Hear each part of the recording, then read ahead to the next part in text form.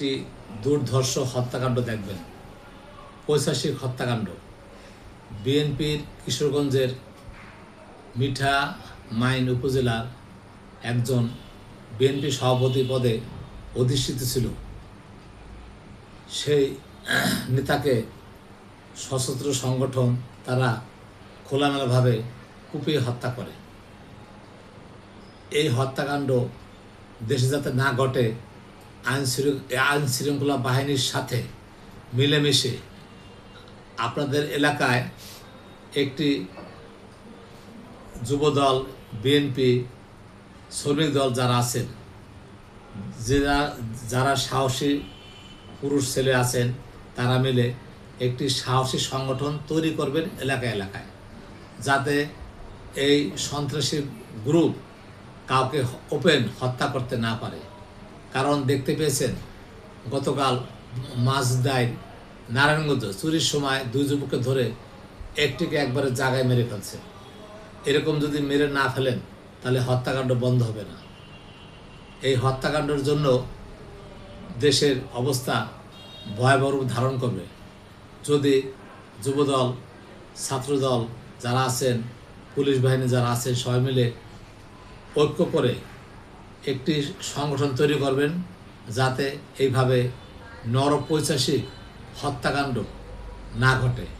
আমি সৈয়দ মাহবুব রহমান মুন্সিগঞ্জ থেকে। ভিডিওটি একটু ভালো করে দেখবেন।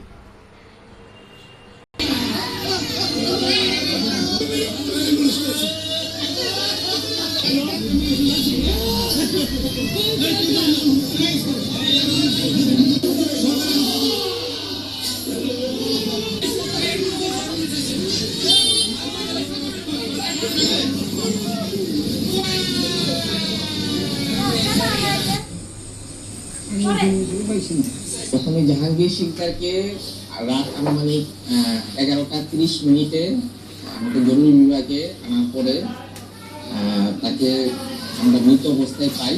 তাকে ময়নাতদন্তের জন্য, পোস্টমর্টমের জন্য পাঠানো হয়েছে।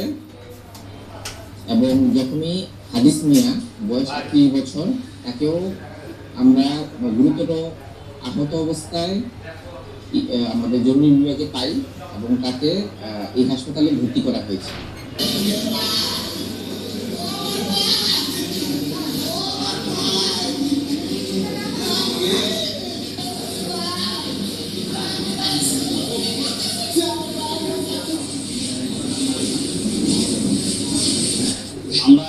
আমরা তার পারিবারিক দিকগুলো ছিলাম, আমরা যে বাড়িতে ছিলাম, বাইক চলে গেছিলাম, আমরা বাড়িতে ছিলাম। বর্তমানে আমরা হুট করে শুনলাম যে তার উপর নাকি আক্রমণ। আমরা হসপিটাল তখন গেলাম, গিয়ে দেখি তার অবস্থা খারাপ।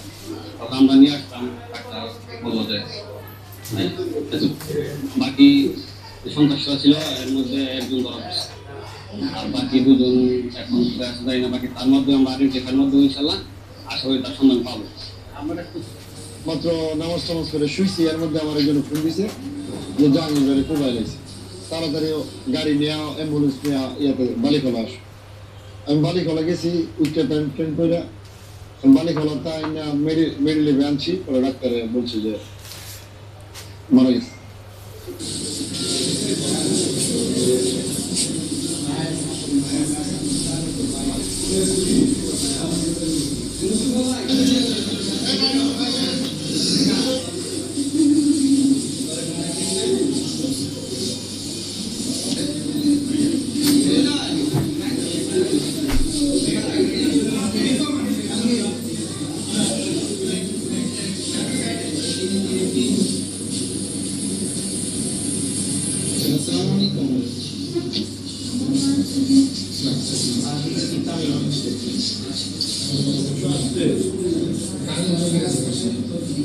না ওরকম হ্যাঁ চলে গেছে, আমরা যাইতেছি 15-20 মিনিট করে ওই আমরা বাসায় দিকে যাবো। মোটরসাইকেল নিয়ে আসছি, মোটরসাইকেল পিছনে বসছি। ওটার পরে বাসা যাওয়ার আগেই 3টা ছেলে দিচ্ছি, 3টা কাজু আমার সাইজে। একটা ছেলের পিছনে একটা ভ্যান পিছনে, ওরা কি ছেলে কোন দিকে নাই, এই ছেলে কোনো এদিকে কৃষি জমি যাইতেছে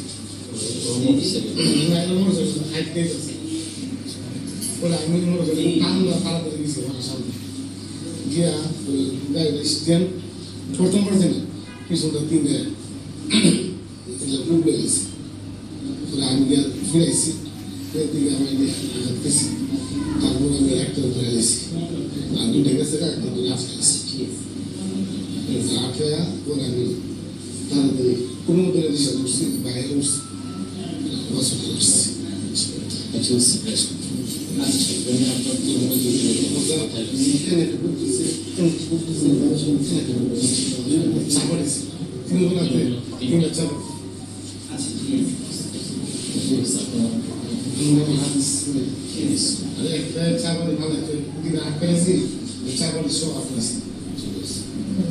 আমরা খুবই মর্মাহত যে এরকম একটি অনাকাঙ্ক্ষিত ঘটনা ঘটেছে যে ওনাকে মিঠামইন থানার বাইরের থেকে সন্ত্রাসীরা এসেছে। আমরা ইতিমধ্যে 3 জনের প্রেস পেয়েছি যে 3 জন ঘটনাটা ঘটিয়েছে। 3 জনের মধ্যে একজনকে অ্যারেস্ট করতে সক্ষম হয়েছে, সে এখন আমাদের থানা হাজতেই আছেন। আর বাকি 2 জন আমরা অন্য একটা এলাকা থেকে সন্দিগ্ধ হিসেবে এই মুহূর্তে অ্যারেস্ট আছে, আমরা মিলাবো আর কি, এখনো মিলানো হয়নি। তো হলে আমরা বলতে পারবো যে এই 3 জনেই জড়িত। বাট প্রকৃত একজনকে আমরা সাথে সাথেই অ্যারেস্ট করেছি এবং তাকে আমাদের হেফাজতে নিয়েছি। তো আমরা যেটা জেনেছি যে এই 3 জনেই লোকাল নয়, এরা ঢাকা থেকে এসেছে, ঢাকায় থাকে, ওদেরকে হায়ার করে আনা হয়েছে। তাদের হাতে চাপাতি ছিল। আমরা এই ঘটনার পরপরই এদের একজনকে অ্যারেস্ট করা হয়েছে। আর যে নিউজটা হয়েছে যে তিনি মারা গিয়েছেন, আমরা সত্যি মর্মাহত। তো আমাদের পুলিশের যে ওয়ার্কটা, আমরা সর্বোচ্চ এফোর্ট দিচ্ছি, বাকি 2 জনকে আমরা আশা করি এর মধ্যে গ্রেফতার করতে পারবো।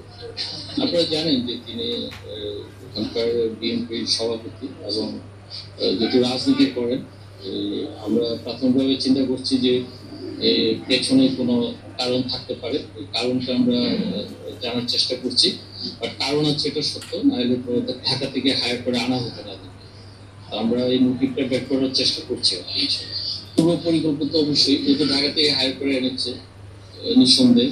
এবং এই রাতের বেলা ঘটনাটা 8টার দিকে অন্ধকারে, ওইদিকে কিছু অন্ধকারও ছিল, বাড়ির বাইরে আসতেন। তো আসার পরে ওনারা আগে থেকেই টার্গেট করা ছিল। আমাদের যে ধারণা যে টার্গেট থাকা অবস্থায় ওই অবস্থায়